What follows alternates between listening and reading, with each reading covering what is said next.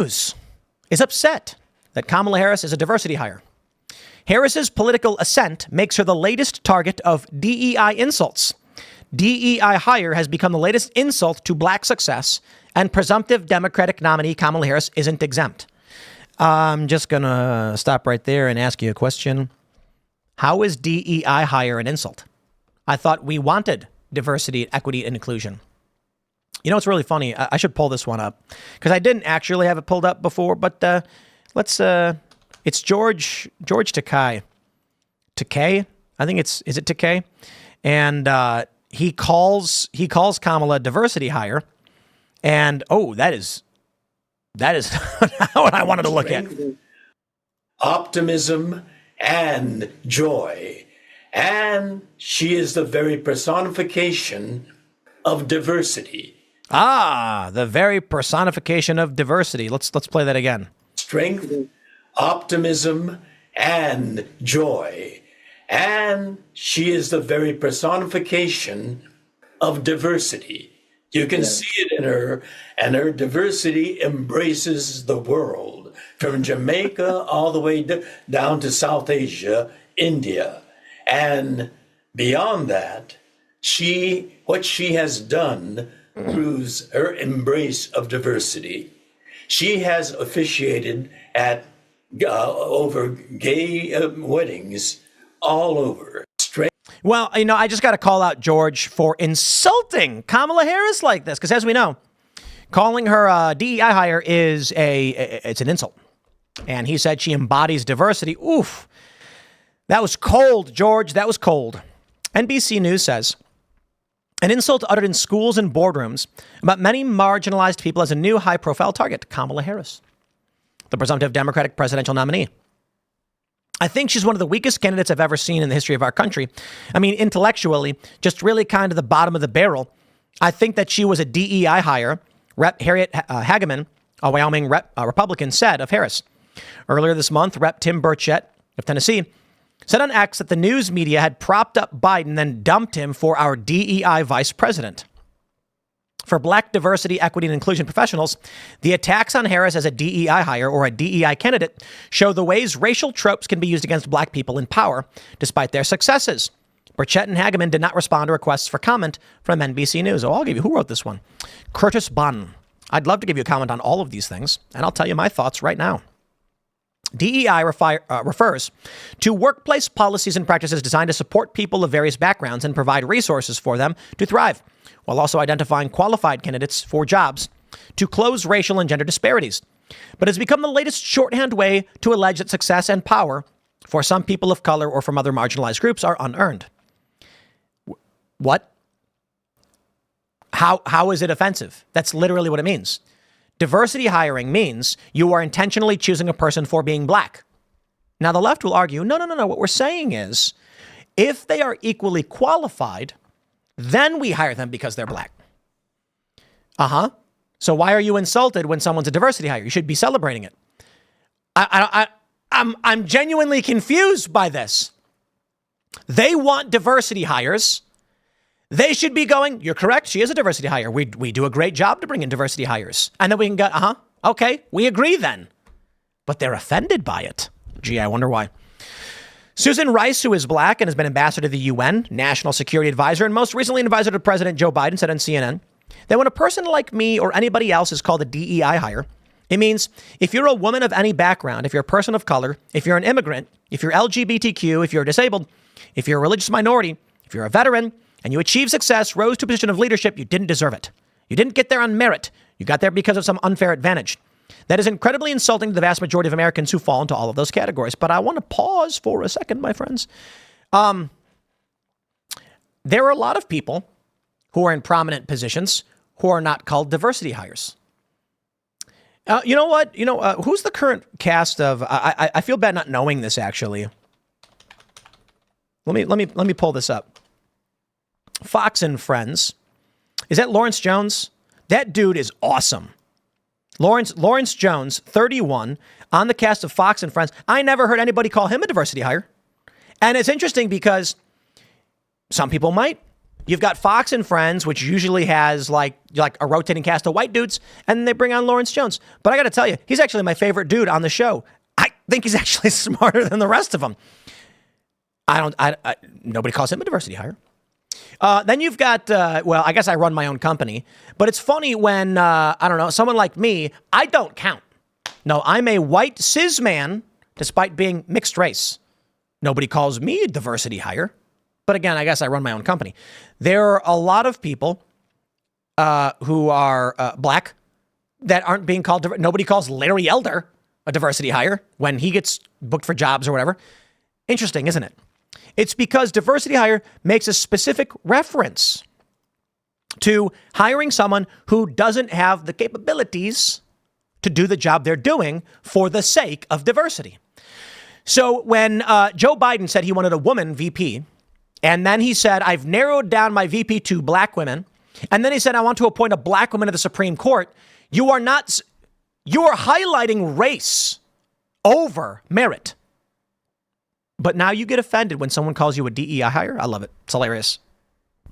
Also, shout out to Lawrence Jones. He's my favorite guy in Fox and Friends. Maybe it's because he's younger and he's more in touch. He's a libertarian guy. He's fantastic. While the term has been hurled at Harris before, such attacks ramped up almost immediately after Biden announced on July 21st that he was relinquishing his re-election campaign and endorsing the vice president in the November election against Trump.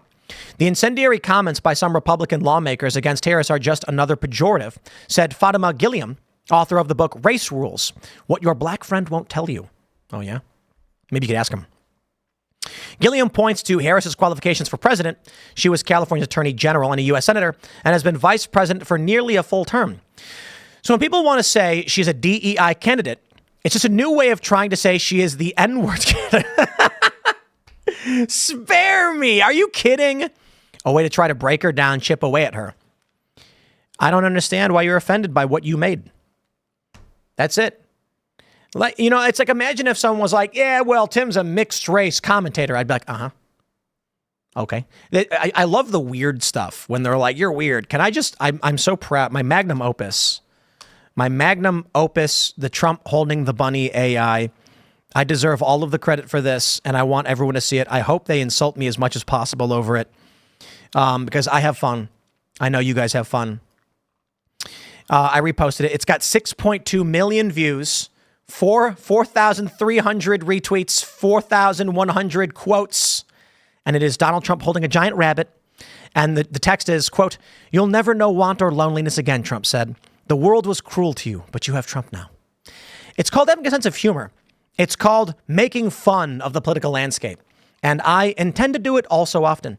But what's funny is, this is my point. They say, why are you calling Kamala a DEI candidate? That's offensive. You're calling her the N-word. And I'm like, you made that up. Like, you wanted that to be the case. You want diversity. Why are you mad about it? And then I post my very weird Donald Trump bunny AI. And it's not the weirdest I've made, but I'll take it.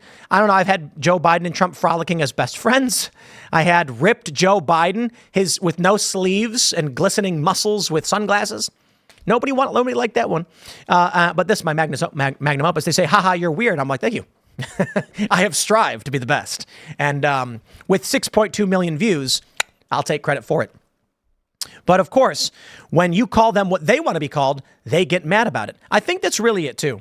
Looking at the weird line they're trying to play against conservatives, they're looking for words that insult conservatives. They know they're weird. They know they're the party of weirdness. And they are trying to insult and troll conservatives because conservatives really want to be normal. And it works. A lot of conservatives are getting offended by it. I see it much the same way. I'm like, why are you mad? They're calling you weird. Take it as a compliment. When they're going, it was funny because Pete Buttigieg on Daily Show is like, and JD Vance, how odd he turned out to be. It's like, I know, very weird. And I'm like, okay. I don't get it. Republicans sure are mad about it though, but I take it as a compliment. I grew up skateboarding. I grew up anti-establishment, punk rock. Screw the machine, screw the military-industrial complex, screw the political status quo. Weird, I will take. I strive every day for it. If your mission is diversity, equity, and inclusion, the response should not be, we are insulted that you would call me what I'm doing. It should be, thank you for recognizing what we are doing. If Democrats really stood behind diversity, equity, and inclusion, as they brag about it to all of their constituents, when Republicans call them DEI hires, they should just turn to their constituents and say, have you noticed that Republicans keep referring to all of us as diversity hires? That proves to you we are doing the work of diversity. No. The reality is they're deeply insulted when you point this out. But I'll throw it over to my friends here. White men debase themselves during cringe fundraiser for Kamala Harris. Look at all these dudes. Here's Post Millennial saying, black white dudes for Harris speaker. Okay. Tells the channel that silently disagreeing is not enough when dealing with the white nationalists. Here you go. White nationalists in MAGA, they want to speak for you specifically as white men. And I get it, as part of the vast majority of white men that are not a part of that extremist movement that has turned into a cult. You're focusing on your life. You're doing good in your personal life and doing no harm out in the world. And that could feel like enough. But in these times, silently disagreeing is not enough. And what cult? Was that like when Trump and DeSantis were in a civil war over the primary in the primary process, and the MAGA factions were like at serious odds with each other? And then DeSantis supporters begrudgingly and still with disdain said they'd vote for Trump, but they don't like the guy? That doesn't sound like a cult to me. Here we go. What's this guy? White Dudes for Harris host says people felt uncomfortable about the call. Oh, why are we doing this? Why organize white dudes? And I'll start by really addressing the elephant in the room, which is a lot of people feel and felt uncomfortable about the call. And I think that's understandably so. You know, throughout American history, when white men have organized, it was often with pointy hats on. And so that discomfort, I think the skepticism is understandable. The reason that we are doing this is because we've just, the left that has been ceding white men to the MAGA right for way, way too long. Trump won over 60% of white men in both 2016 and 2020. And that's going to stop tonight because we know that the silent majority of white men aren't actually MAGA supporters. Are they not now? The host of the event, Ross Morales Raqueto, opened up the Zoom saying, a lot of people feel and felt uncomfortable at the call, and I think that's understandably so. Morales Raqueto added that throughout American history, when white men have organized, it's often with pointy hats on. Oh, here you go. Pointy hats. Libby Emmons says, he says when white dudes organized, it was with pointy hats on, but I think he's forgetting when white men organized and founded the effing country. Indeed, they did. Pete Buttigieg, I love this one. But for all of that, what's really filling my sails right now, and what I think Kamala Harris is expressing so well right now, is the positive side of all this, a reminder of what we are for, namely freedom. I'm so glad she has made freedom the theme of her campaign, because I think in so many ways that's what's at stake. And yes, women's freedom is Exhibit A after Donald Trump demolished the right to choose. But of course, men are also more free in a country where we have a president who stands up for things like access to abortion care. Men are more free when the leader of the free world and the leader of this country supports access to birth control. Wow. You get the implication of what he's saying there? Dudes, you can bang whoever you want without any responsibility. I don't know, man. I understand the people calling for peaceful national divorce, because I look at a man like Pete Buttigieg and his ilk, and I say, dude, live your life. How about you take those states and you can do whatever you want? I don't want to fight with you. I don't want to have to deal with sending somebody to the federal government so we can argue about how you want to live and how I want to live. Don't tell me how to live in West Virginia. I ain't going to tell you how to live in Indiana. You know what I mean? But it don't work. It doesn't work that way. Maybe it comes to that. I hope not. But I really do feel that sentiment where it's just like, Mark Hamill, dude, you be Luke Skywalker. Go to California, be California. Leave me alone. It ain't going to happen. It's just not going to happen that way. So we'll see. But I'll wrap it up there. Shout out to the diversity hires and being deeply offended by it. Next segment will be up at 6 p.m. on this channel. For everybody else watching live, we'll read your super chats. Smash that like button, subscribe to the channel, share the show with your friends, and become a member at timcast.com. Follow me on X at Timcast and Instagram as well. I posted if you watch my Instagram story, you can see me perform what is called the Fakie 540 Big Flip. It is a skateboard maneuver. It was a pretty good one, I might add.